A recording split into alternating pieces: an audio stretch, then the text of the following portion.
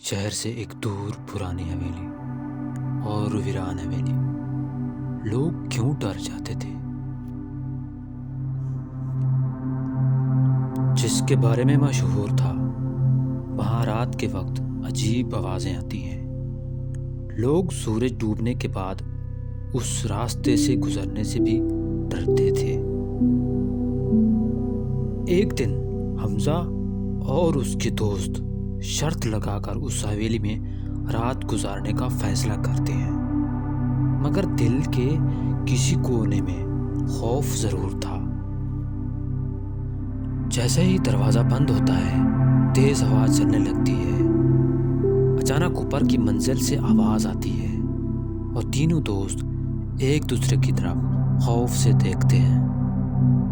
حمزہ torch جلاتا ہے تو دیوار پر خون کے پرانے نشانات نظر آتے ہیں اور ایک تصویر الٹی لٹکی ہوتی ہے جس کی آنکھیں حرکت کر رہی ہوتی ہیں۔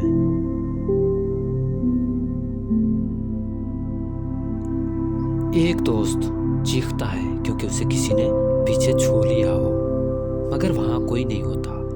اس لمحہ ایک زوردار ہنسنے کی آواز آتی ہے۔ اوپر کی سیڑھیوں سے ایک عورت نمودار ہوتی ہے، سفید کپڑوں میں بال بکھرے ہوتے ہیں۔ اس کی آواز گونجتی ہے، یہ گھر چھوڑ کر کوئی زندہ نہیں گیا۔ تینوں بھاگنے کی کوشش کرتے ہیں، مگر راستے بھول جاتے ہیں، راستے بھٹک جاتے ہیں۔ حمزہ کو یاد آتا ہے اس کی دادی نے کہا تھا، خوف سے نکلنے کے لیے اللہ کا نام لو، اور وہ زور سے کلمہ پڑھتا ہے اور اچانک چیخیں رک جاتی ہیں۔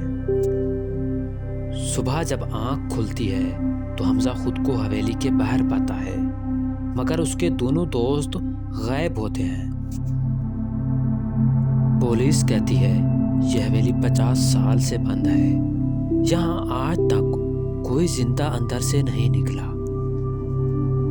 اور حمزہ کی جیب میں ایک پرانی تصویر ہوتی ہے جس میں وہ خود ان دوستوں کے ساتھ کھڑا ہوتا ہے جو کبھی ملے ہی نہیں تھے۔